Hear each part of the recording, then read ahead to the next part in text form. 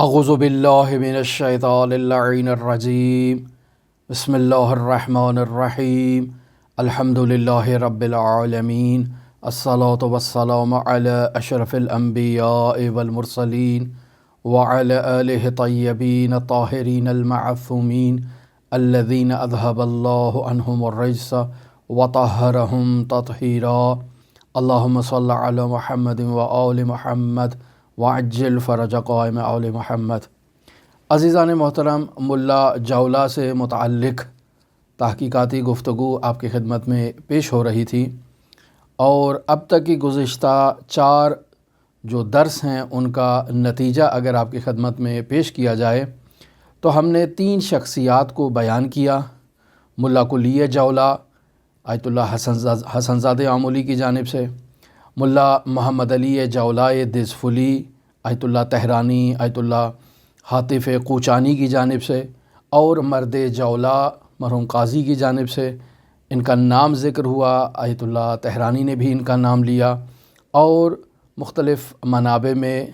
جیسے دارالسلام اس میں بھی ان کا تذکرہ ہوا ہے محدث عظیم الشان نوری رحمۃ اللہ علیہ کی جانب سے۔ گزشتہ درس میں ان 3 شخصیات میں متفقہ اور مشترکہ نکات کو بھی بیان ہوا، اور اختلافی نکات بھی آپ کی خدمت میں بیان ہوئے۔ مشترکہ نکات سے یہ نتیجہ اخذ کیا جا سکتا تھا کہ یہ تینوں ایک ہی شخصیات ہیں، جبکہ اختلافی نکات میں اس مطلب کی طرف اشارہ کیا گیا کہ یہ تینوں ایک شخصیات نہیں بلکہ 3 مختلف شخصیات ہیں۔ ملا جولا سے متعلق ایک چوتھی شخصیت بھی متعارف ہوئی ہیں، یعنی فقیہ اہل بیت عارف عظیم الشان آغا محمد بید آبادی رحمۃ اللہ علیہ کے حالات زندگی، ان کے کردار سے متعلق ایک کانفرنس منعقد ہوئی، اور اس کانفرنس میں پیش کردہ جو آرٹیکلز ہیں ان کو کتاب کی صورت میں پبلش کیا گیا، اور اس کتاب کا نام رکھا گیا حیات دوبارہ۔ اس کتاب کے اندر ایک آرٹیکل اور ایک مقالہ موجود ہے جس میں ملا کلی جولائے قوقبی کا ذکر ہے۔ یہ ملا کلی جولائے قوقبی عارف عظیم الشان آغا محمد بید آبادی کی جانب سے شہر شوشتر میں تبلیغ اور اہل دل افراد کی دستگیری میں مصروف تھے، لہٰذا اسی آرٹیکل میں اس ملا کلی جولائے قوقبی کی آیت اللہ شوشتری سے متعلق ملاقات کا واقعہ درج ہے، اور وہ تمام تفصیل جو پہلے درس میں بیان ہوئی، اور جو مرد جولا یا ملا کلی جولا کا جو تذکرہ ہوا، وہ سارے کا سارا تذکرہ ملا کلی جولائے قوقبی سے متعلق اس آرٹیکل میں بیان ہوا ہے۔ پس یوں کہا جا سکتا ہے کہ یا یہ چوتھی شخصیت ہیں، یا وہ پہلے درس میں جو ملا کلی جولا آپ کی خدمت میں بیان ہوئے وہ در حقیقت ملا کلی جولائے قوقبی تھے، جو آغا محمد بید آبادی کی جانب سے شہر شوشتر میں اہل دل افراد کی دستگیری کے لیے مصروف تھے، اور انہوں نے آیت اللہ شوشتری کی رہنمائی کی اور دستگیری کی۔ اب یہاں ایک سوال پیدا ہوتا ہے جو ہم نے گزشتہ درس میں بھی آپ کی خدمت میں بیان کیا، کہ آیت اللہ سید علی شوشتری کے لیے روحانی استاد یا ان کے روحانی استاد ملا جولا کو تلاش کرنا کیوں ضروری ہے؟ یعنی آیت اللہ شوشتری کے استاد کو تلاش کرنا کیا ایک سلسلہ ترتیب دینے کی خاطر ہے؟ جبکہ ایسا نہیں ہے۔ آیت اللہ شوشتری کے استاد ملا کلی کو تلاش کرنے کا بنیادی مقصد اس عظیم الشان شخصیت کی جانب سے نقل شدہ توحیدی اور ولائی معارف تک پہنچنا ہے، جو انہوں نے حضرات ائمہ معصومین علیہم الصلاۃ والسلام سے نقل کیے ہیں۔ اگر وہ شخصیت معلوم ہو جائے تو پھر اس کے دوسرے آثار کے متعلق تحقیق کی جائے، جستجو کی جائے، دوسرے شاگردوں کو تلاش کیا جائے، اور پھر ان کی تعلیمات کو تلاش کیا جائے، اور معلوم ہو کہ انہوں نے کون سے توحیدی معارف کو اپنے شاگردوں تک منتقل کیا، اور آئندہ نسلوں کے لیے اسے محفوظ کیا جائے۔ جبکہ بعض لوگ اسے یوں تصور کرتے ہیں کہ شاید عرفان شیعی فقاہتی میں ملا جولا کو جو تلاش کیا جا رہا ہے اس کی بنیادی وجہ ایک سلسلے کو مرتب کرنا ہے تاکہ عرفان شیعی فقاہتی کی حقانیت کو ثابت کیا جا سکے، جبکہ ایسے نہیں ہے۔ عرفان شیعی فقاہتی کو ثابت کرنے کی ضرورت نہیں ہے، بلکہ کسی بھی مکتب کے طرز عمل یا استاد کی صحت اور حقانیت کے لیے ہم پہلے بھی آپ کی خدمت میں آغا قاضی سے نقل کر چکے اور دوسری شخصیات سے اس بات کو نقل کر چکے کہ ضروری نہیں ہے کہ یہ سلسلہ رسول خدا صلی اللہ علیہ وآلہ وسلم تک معنعن نقل ہو، یعنی اس عرفانی مکتب، اس کے طرز عمل، اس کے رفتار اور اس کے اساتید کی صحت و حقانیت کے لیے خود معرفت نفس اور راہ ولایت کے ذریعے سے اس مکتب تک پہنچا جا سکتا ہے۔ اس کے لیے باقاعدہ کسی سلسلے کو ترتیب دینا یا تلاش کرنا یہ ضروری نہیں ہے۔ البتہ ہم نے عرض کیا کہ صوفیاء کرام باقاعدہ اس چیز کو بہت ہی اہمیت دیتے ہیں۔ یہی جو دو مطلب آپ کی خدمت میں نقل ہوئے کہ کسی بھی طرز عمل یا استاد کی صحت و حقانیت کے لیے ایک سلسلہ معنعن کا ہونا ضروری نہیں ہے، اس کے بارے میں وضاحت آپ کی خدمت میں بیان کرتا چلوں کہ آیت اللہ سید محمد حسین حسینیہ طہرانی سے یہ بات آپ کی خدمت میں بے بانگ دہل نقل ہو چکی کہ سیر و سلوک میں اور عوالم ربوبی کی سیر میں استاد کامل کا ہونا یہ نہایت ضروری ہے۔ یعنی تمام علماء، عرفاء، فقہاء اس بات پر متفق ہیں کہ سیر اللہ کے سفر میں استاد کا ہونا ضروری ہے، لیکن یہ استاد سلوکی جو ہے اس کے لیے شرعاً، عقلاً، وجداناً ہمارے پاس کوئی ایسی دلیل نہیں کہ یہ سلسلہ معنعن رسول خدا صلی اللہ علیہ وآلہ وسلم تک منتہی ہو، لیکن خود استاد کے ہونے کے اوپر شرعاً بھی دلیل ہے، عقلاً بھی دلیل ہے، وجداناً بھی دلیل ہے، لیکن اس کا سلسلہ باقاعدہ ترتیب دیا جائے اور اس سلسلے کو معنعن رسول خدا صلی اللہ علیہ وآلہ وسلم تک پہنچایا جائے، اس کے پاس ہمارے پاس اس کے لیے کوئی دلیل نہیں ہے۔ مثلاً یوں کہا جائے کہ آیت اللہ طہرانی کے استاد علامہ محمد حسین طباطبائی، علامہ محمد حسین طباطبائی کے استاد آغا قاضی کے استاد سید احمد کربلائی، سید احمد کربلائی کے استاد آغا ملا حسین قلی حمدانی، ملا حسین قلی حمدانی کے استاد آیت اللہ ششتری کے استاد ملا جولا کے استاد آغا محمد بید آبادی، اور ایک سلسلہ ترتیب دیا جائے رسول خدا تک۔ عرفان شیعی فقاہتی میں ایسی کسی سلسلے کی گنجائش نہیں ہے۔ البتہ یہ بات نقل ہو چکی کہ صوفیاء کرام کے ہاں باقاعدہ اسی طرح جیسے میں نے سلسلہ بنایا آپ کی خدمت میں، ایسے ایک سلسلہ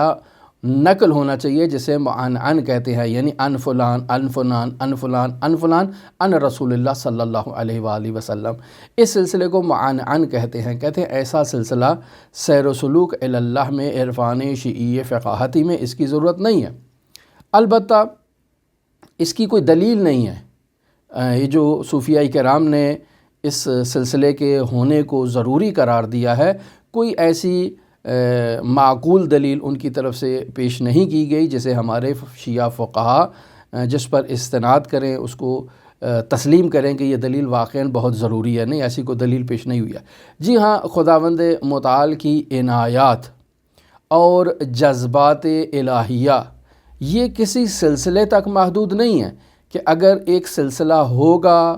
تو اس سلسلے کے ماتحت جتنے افراد ہوں گے خداوند متعال نے ان پر اپنی عنایت کرنی ہے، اور اسی سلسلے میں موجود افراد کو جذبات الہیہ اپنی آغوش میں لیں گے اور اسے سیر اللہ کا سفر کرائیں گے۔ ایسا ہرگز کہیں یہ مطلب بیان نہیں ہوا ہے۔ اگر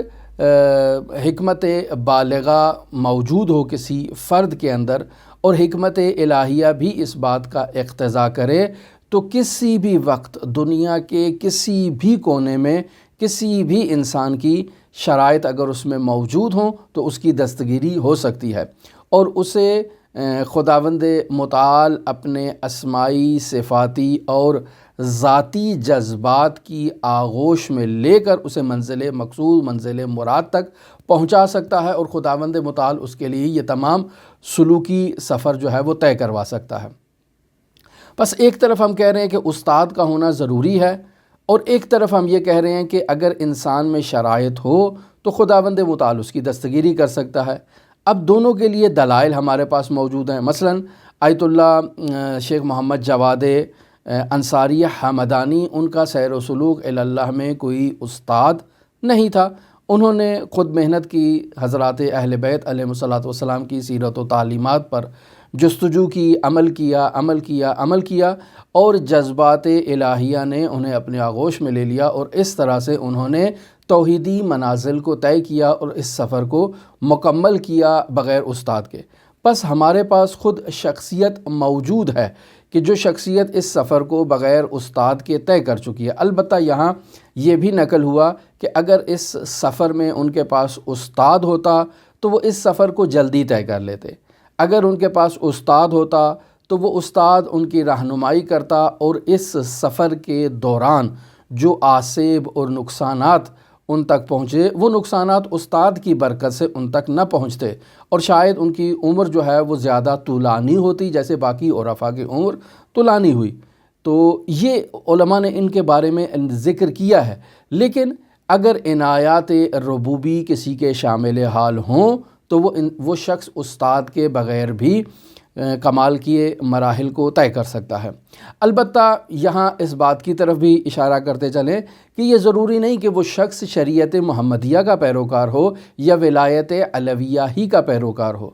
یہ ضروری نہیں ہے۔ ابتدائے سفر میں اگر انسان محنت کرتا ہے اور خود کے اندر شرائط پیدا کرتا ہے تو خداوند متعال اس کو شریعت کی طرف ہدایت کر دے گا، اور وہ شریعت حضرت محمد مصطفیٰ صلی اللہ علیہ وآلہ وسلم کی ہے، اور اسے ولایت کی طرف ہدایت کر دے گا، اور وہ ولایت امیر المؤمنین علی بن ابی طالب علیہ الاف و تحیت و ثنا کی ولایت ہے۔ بس ایک سالک ضروری نہیں کہ آغاز ہی سے مسلمان ہو یا آغاز ہی سے ولایت امیر المؤمنین کا پیروکار ہو، ممکن ہے کسی دوسرے مکتب یا کسی دوسرے مذہب کا پیروکار ہو، لیکن اس کے اندر واقعاً وہ استعداد موجود ہے کہ اس کی دستگیری کی جائے، تو خداوند متعال اسے خود شریعت کی طرف رہنمائی کرے گا، خود ولایت علویہ کی طرف رہنمائی کرے گا، اس کی دستگیری کرے گا، اور اس طرح سے وہ شخص راہ کمال تک پہنچ سکتا ہے۔ پس راہ کمال تک پہنچنے کا راستہ یہ ہے کہ وہ طریق کمال یعنی طریق شریعت کے اوپر آئے،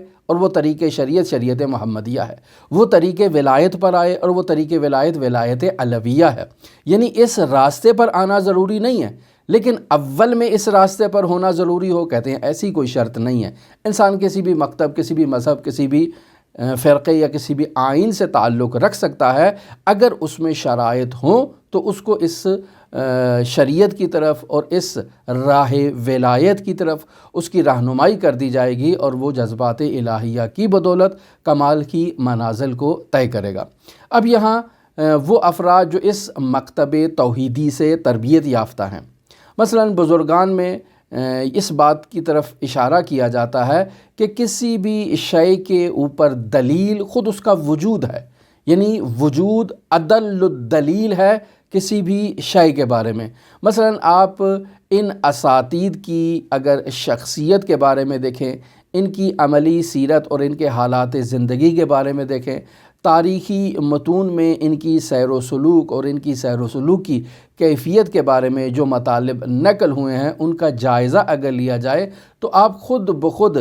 دیکھ لیں گے اور اس نتیجے پر پہنچیں گے کہ علم توحید اور علم عرفان حضرت حق متعال کا ایک ایسا عظیم اور وسیع سمندر ہے۔ موثق اور جلیل القدر علماء کے حالات زندگی کا اگر مطالعہ کیا جائے تو ان حالات زندگی سے اس طرز عمل یعنی عرفان شیعی فقاہتی کی عظمت کا، عرفان شیعی فقاہتی کی حقانیت کا اور عرفان شیعی فقاہتی کی صحت کا آپ کو خود بخود علم ہو جائے گا۔ تو جب اس قدر جلیل القدر شخصیات اس مکتب سے وابستہ ہیں، یہ خود ان کا ہونا اس بات کی دلیل ہے کہ یہ مکتب درست ہے، اور یہ مکتب ایک ایسا لازوال مکتب ہے کہ جس کی طرف تبلیغ ہونی چاہیے، ترویج ہونی چاہیے، اور جس کے بارے میں لوگوں کو آگاہ کرنا چاہیے۔ مثلا سید علی ششتری کے اگر حالات زندگی کسی بھی شخص کے سامنے پیش کر دیے جائیں، مثلا جو حالات زندگی ہم نے بیان کی ہے، اگر کوئی شخص ان حالات زندگی کو سنے تو کیا ان حالات کو سننے کے بعد وہ ان سے نفرت کر سکتا ہے؟ کیا وہ ان کی عظمت کے سامنے اپنے زانو خم نہیں کرے گا؟ یقیناً کرے گا۔ اگر شخص منصف ہے تو یقیناً ان کا احترام کرے گا اور ان کی عظمت کو ایکسیپٹ کرے گا۔ اسی طرح استاد الکل ملا حسین قلی حمدانی کے حالات زندگی ہم نے آپ کی خدمت میں بیان کیے۔ ان حالات زندگی کو کوئی اگر ہماری ناقص لسان سے بھی سن لے تو وہ ایکسیپٹ کرے گا کہ ملا حسین قلی حمدانی ایک بہت عظیم انسان تھے اور انسان ان کی عظمت کا معترف ہو جائے گا۔ اسی طرح کوئی بھی محقق ہو دنیا کا، کوئی بھی منصف شخص ہو جو انصاف کرنے والا ہو، اگر وہ ملا حسین قلی حمدانی کے شاگردوں کی زندگی کا مطالعہ کرے، مثلا سید احمد کربلائی کی زندگی کا مطالعہ کرے، شیخ محمد بہاری کی زندگی کا مطالعہ کرے، مرزا جواد آغا ملکی تبریزی کی زندگی کا مطالعہ کرے، ان کے بارے میں تحقیق کرے اور ان شخصیات کی فضیلت و عظمت و بلند رتبی کا وہ شخص خود بخود اعتراف کرے گا۔ اگر شخص محقق ہے، درست تحقیق کی ہے اور انصاف کی عینک لگا کر اس نے تحقیق کی ہے تو وہ یقیناً ان کے سامنے اپنے زانو خم کرے گا اور ان کی عظمت کا اعتراف کرے گا۔ اسی طرح عارف عظیم الشان مرزا علی آغا قاضی طباطبائی رحمۃ اللہ علیہ، ان کے شاگرد مفسر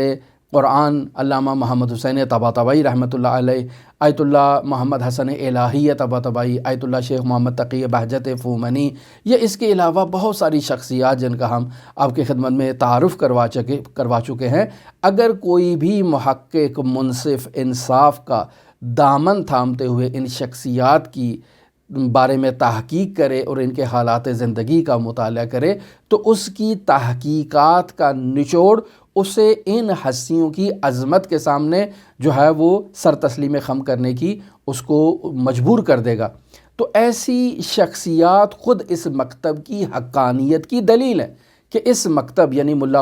جولا کے مکتب، آیت اللہ سید علی ششتری کے مکتب، ملا حسین قلی حمدانی کے مکتب، سید احمد کربلائی کے مکتب اور آیت اللہ مرزا جواد آغا ملکی تبریزی کے مکتب، مرزا علی قاضی طباطبائی کے مکتب سے تعلق رکھنے والے ایسے جلیل القدر فقہا موجود ہیں جو خود اس مکتب کی حقانیت پر ایک دلیل ہیں۔ کسی منصف کے سامنے یہ اس سے بڑھ کر اور کوئی دلیل نہیں ہو سکتی ہے۔ جی ہاں، اس مکتب توحیدی اور ولائی سے تربیت یافتہ ایسی جلیل القدر شخصیات ہیں کہ ان شخصیات کے ہوتے ہوئے کوئی بھی شخص اس بات کے نتیجے تک پہنچ جائے گا کہ ملا جولا کا مکتب مکتب توحیدی تھا، ملا جولا کا مکتب مکتب ولائی تھا، اور ملا جولا کا مکتب مجہول نہیں ہے کہ جس مکتب سے وابستہ شخصیات آیت اللہ بہجت جیسی ہوں، علامہ طباطبائی جیسی ہوں، امام خمینی جیسی ہوں، مرزا جواد آغا ملکی تبریزی جیسی ہوں، آغا قاضی، آغا احمد کربلائی، آغا بہاری، آغا جواد ملکی تبریزی، ملا حسین قلی حمدانی، آیت اللہ ششتری جیسی شخصیات جس مکتب کو کی نمائندگی کر رہی ہیں اور اس مکتب کا پرچار کر رہی ہیں، وہ مکتب واقعاً معارف الہیہ حقہ کی تبلیغ کر رہا ہے، ترویج کر رہا ہے، اشاعت کر رہا ہے، اور سیر اللہ کے مرحلے میں ایک سالک کو اگر درست انداز میں اس مکتب کی وہ پیروی کرے اور اس مکتب پر چلے تو وہ خداوند متعال کا قرب حاصل کر لے گا۔ اب ایسے میں بعض لوگ جو ہے وہ مخالفت کرتے ہیں۔ اب لوگ اگر مخالفت کرتے ہیں اس مکتب کی تو یا عالم توحید و ولایت کو درست انداز میں وہ ان علماء اور ان فقہا سے اخذ نہیں کر سکے، یعنی ان بزرگ اور جید علماء کے طرز عمل کو باطل سمجھنے والے حقیقت میں یا تو ان کے مکتب کو سمجھے نہیں ہیں یا ان سے عناد رکھتے ہیں، اور اس عناد، بغض اور نفرت کے باعث ان کی آنکھوں کے اوپر پردہ پڑ چکا ہے اور وہ محقق منصف نہیں ہے۔ ہم نے عرض کیا کہ محقق منصف اگر انصاف کے ترازو پر ان شخصیات کا جائزہ لے تو وہ کبھی ان شخصیات کو جو ہے وہ ان کے بارے میں کوئی نیگیٹو کومنٹ پاس نہیں کرے گا، وہ ان شخصیات کی عظمت کا اعتراف کرے گا اور ان کی بزرگی اور عظمت کو تسلیم کرے گا اور آگے بھی نقل کرے گا۔ لیکن اگر کوئی ان شخصیات کی عظمت کو ایکسیپٹ نہیں کر رہا ہے یا ان کی تعلیمات کو ایکسیپٹ نہیں کر رہا ہے تو یا وہ سمجھا نہیں ہے یا عناد رکھتا ہے، ان دو حالتوں سے خالی نہیں ہے۔ پس جتنے بھی اعتراضات ان شخصیات پر کیے جاتے ہیں وہ تمام اعتراضات انہی شخصیات کے کردار اور طرز عمل کو دیکھ کر یہ بیان کیا جا سکتا ہے کہ وہ اعتراضات کوئی گنجائش نہیں رکھتے ہیں، وہ اعتراضات فضول ہیں، اور ان اعتراضات کی اصلاً کوئی وقعت نہیں ہے کہ ان اعتراضات کو ان شخصیات کے سامنے لا کر کھڑا کیا جائے اور ان اعتراضات کی روشنی میں ان شخصیات کے سامنے سوالیہ نشان لا کر کھڑا کیا جائے۔ پس عرفان شیعی فقاہتی سے عناد ہی انسان کو جو ہے وہ تاریکیوں کی طرف لے جائے گا۔ ملا جولا کی شخصیت اور ان کا طرز تفکر اس بات کی دلیل ہے کہ ملا جولا خود رجال الغیب سے تھے، ان سے ہزاروں کرامات نقل ہوئی ہوں گی ان کے دور میں، لیکن ان کی شخصیت کے مجہول ہونے کی وجہ سے معلوم نہیں کہ یہ کرامات ملا جولا سے متعلق ہیں یا کسی اور شخصیت سے متعلق ہے، یہ کسی بھی عنوان سے۔ جیسے ہم نے 4 عدد جولاہوں کا ذکر آپ کی خدمت میں کیا، تو اب یہ 4 شخصیات جن سے مختلف کرامات واقعات نقل ہوئے، ان میں سے یقیناً کوئی ملا جولا ہوں گے، یا ممکن ہے تینوں ہی ایک ہی شخصیت کے اوپر نشاندہی کرتے ہوں۔ اب خود ملا جولا کے اوپر بعض لوگوں کا اعتراض ہے۔ مثلا بعض لوگ کہتے ہیں کہ رسول خدا صلی اللہ علیہ وآلہ وسلم کا فرمان ذیشان، البتہ فرامین تو اور بہت سارے ہیں، لیکن ایک فرمان پیش کرتے ہیں کہ انما اقضى بینکم بالبینات والایمان، یعنی رسول خدا صلی اللہ علیہ وآلہ وسلم ارشاد فرما رہے ہیں کہ لوگوں سے کہہ رہے ہیں کہ میں آپ کے درمیان شاہدوں کی بنیاد پر یا قسم کی بنیاد پر قضاوت کروں گا، یعنی کسی بھی مطلب پر اگر 2 شاہد آ جائیں تو وہ شاہد اس واقعے کے اوپر ایک دلیل کا کردار ادا کرتے ہیں، یا اگر کوئی شخص قسم کھا لے تو اس کی قسم کی ایک اہمیت ہے، لہٰذا قضاوت کے باب میں ایک قانون بیان کیا جاتا ہے کہ للمدعی بینۃ وللمنکر یمین، کوئی شخص مدعی ہے تو بینہ لے کر آئے، یعنی 2 شاہد لے کر آئے اور وہ 2 شاہد آ کر گواہی دیں اس کے مورد کے اوپر، یا وہ قسم کھا لے اگر بینہ اس کے پاس موجود نہیں ہے تو۔ اب رسول خدا صلی اللہ علیہ وآلہ وسلم کے اس فرمان ذیشان کے پیش نظر ہم اگر ملا جولا کے حالات زندگی کا مشاہدہ کریں، مطالعہ کریں، تو وہاں معلوم ہوتا ہے کہ ملا جولا نے آیت اللہ قاضی کو، آیت اللہ سید علی ششتری کو قضاوت کرنے سے روک دیا اور انہیں کہا کہ اگر آپ کا یہی طرز عمل جاری رہا تو آپ کا ٹھکانہ جہنم ہے، جبکہ رسول خدا صلی اللہ علیہ وآلہ وسلم قضاوت کے لیے بینہ اور یمین کا استعمال کر رہے ہیں، جبکہ آیت اللہ سید علی ششتری نے بھی اسی بحاف پر فیصلہ جاری کیا۔ پس آیت اللہ ششتری کا فیصلہ درست تھا۔ جب آیت اللہ ششتری کا فیصلہ درست تھا تو پھر ملا جولا کا ان پر اعتراض کرنا یہ نامناسب اقدام ہے۔ یہ اعتراض بعض لوگوں نے ملا جولا کے اوپر کیا، لیکن اگر ہم دیکھیں تو ملا جولا نے اگر یہ اعتراض کیا آیت اللہ ششتری پر تو سوال یہ پیدا ہوتا ہے کہ خود آیت اللہ ششتری بھی تو ایک مجتہد مسلم تھے، وہ رسول خدا صلی اللہ علیہ وآلہ وسلم کے اس فرمان ذیشان سے آگاہ تھے،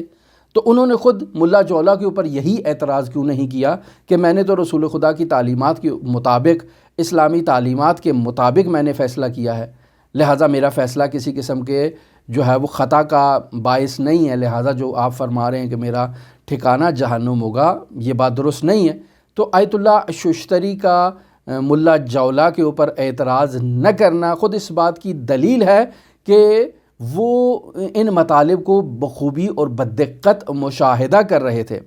یعنی جب آیت اللہ ششتری کے اوپر ملا جولا کے بیان کردہ دعویٰ کی حقیقت واضح ہو گئی اور انہوں نے ملا جولا کے کلام کی تائید کر لی، یعنی باقاعدہ جا کر چھان بین کی اور اس وقف نامے کو زمین سے نکال لیا اور معلوم ہو گیا کہ جو فیصلہ پہلے انہوں نے ان شاہدوں کی بنیاد پر کیا تھا وہ فیصلہ نادرست تھا، یہ جو اب علم آیا ہے اس علم کے بحاف پر ان کا پہلا فیصلہ غلط تھا، لہٰذا انہوں نے دوبارہ اس فیصلے کو تبدیل کیا اور پھر اس کے بعد باب قضاوت کو بند کر دیا، باب فتویٰ کو بند کر دیا اور نجف اشرف عراق چلے گئے جیسا ملا جولا نے بیان کیا۔ تو بس اس بات کی طرف نشاندہی کرتے ہیں کہ یہ صرف ملا جولا سے متعلق نہیں ہے یا آیت اللہ سید علی ششتری سے متعلق نہیں ہے، ہم دیکھتے ہیں شیخ مفید علیہ الرحمہ کے حالات زندگی میں بھی جب انہیں اپنے کسی فتوے کے بارے میں علم ہوتا ہے کہ فتویٰ نادرست دیا گیا ہے تو وہ بھی باب فتویٰ کو بند کر دیتے ہیں اور بعد میں پھر اس کو کھول دیتے ہیں دوبارہ۔ تو یہ ایک سلسلہ، ایک سیر علماء کے حالات زندگی میں نظر آتا ہے کہ جب ان کے پاس دلیل آ جاتی ہے تو اس دلیل کی روشنی میں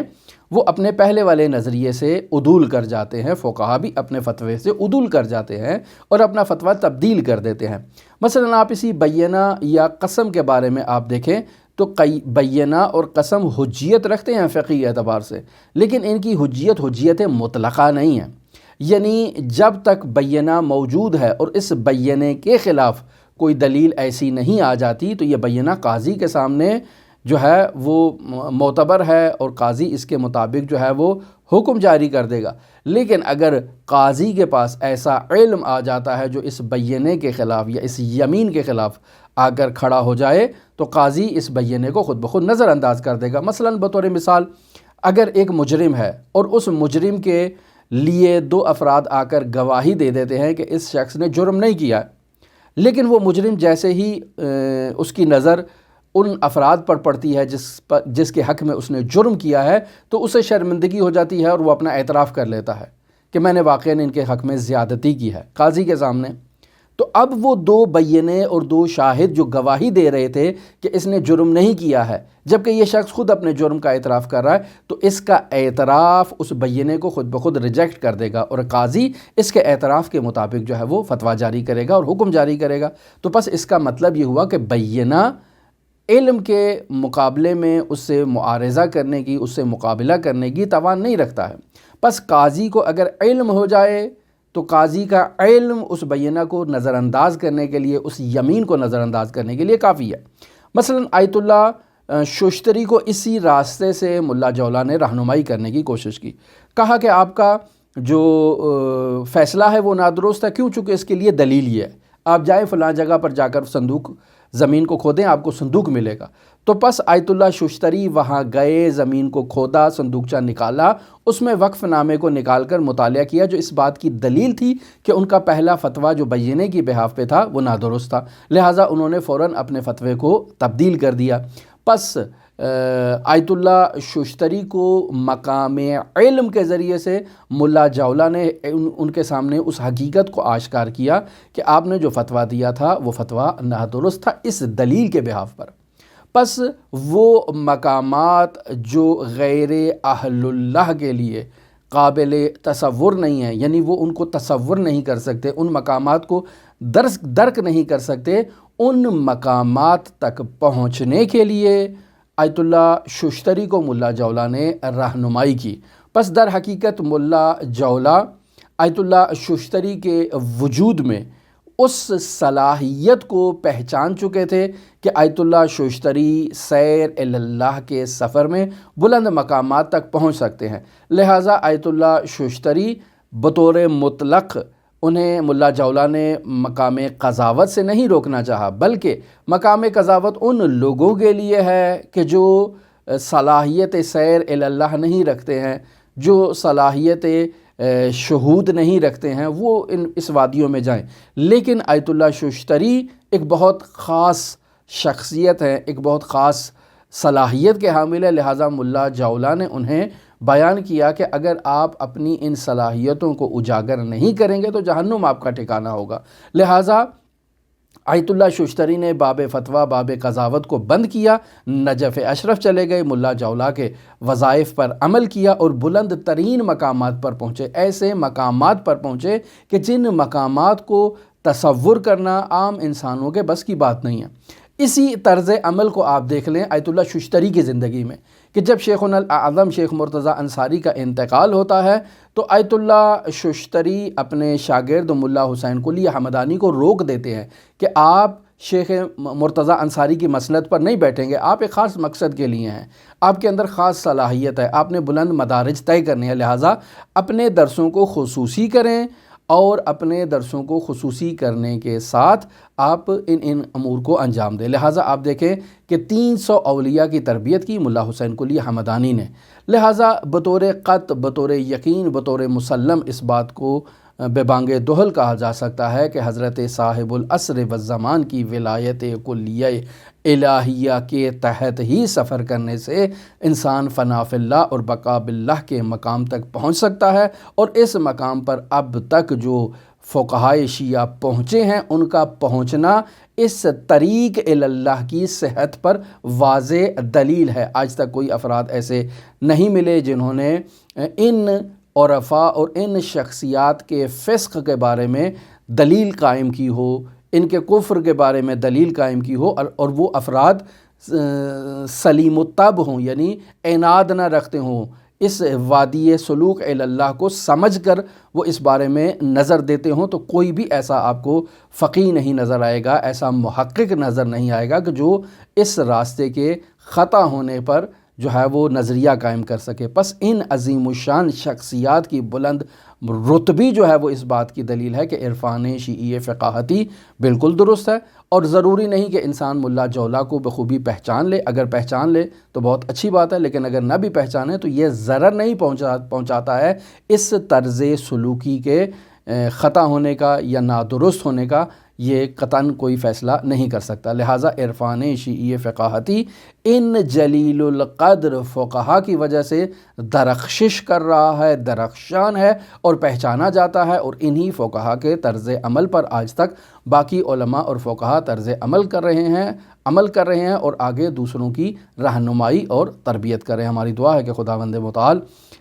ہمارے کلام میں تاثیر کرے، ہمیں ان فقہا کے حالات زندگی کو اجاگر کرنے کی توفیق عطا فرمائے۔ ملا جولا کے حالات زندگی اور ان کے متعلق جو کچھ بھی معلومات ہم تک پہنچیں یا ہم نے تحقیق کی، تلاش کی، وہ مکمل آپ کی خدمت میں بیان کر دی۔ انشاءاللہ کل سے ہم رسالہ لب اللباب کو دوبارہ شروع کریں گے، وہیں سے جہاں ہماری گفتگو منقطع ہوئی تھی۔ آپ تمام عزیزان کے لیے حضرت علی ابن موسیٰ الرضا علیہ آلاف التحیت و ثنا کی نورانی بارگاہ میں نائب الزیارہ بھی ہیں اور دعا گو بھی ہیں۔ اللہم صلی علی محمد و آل محمد وعجل فرج قائم آل محمد۔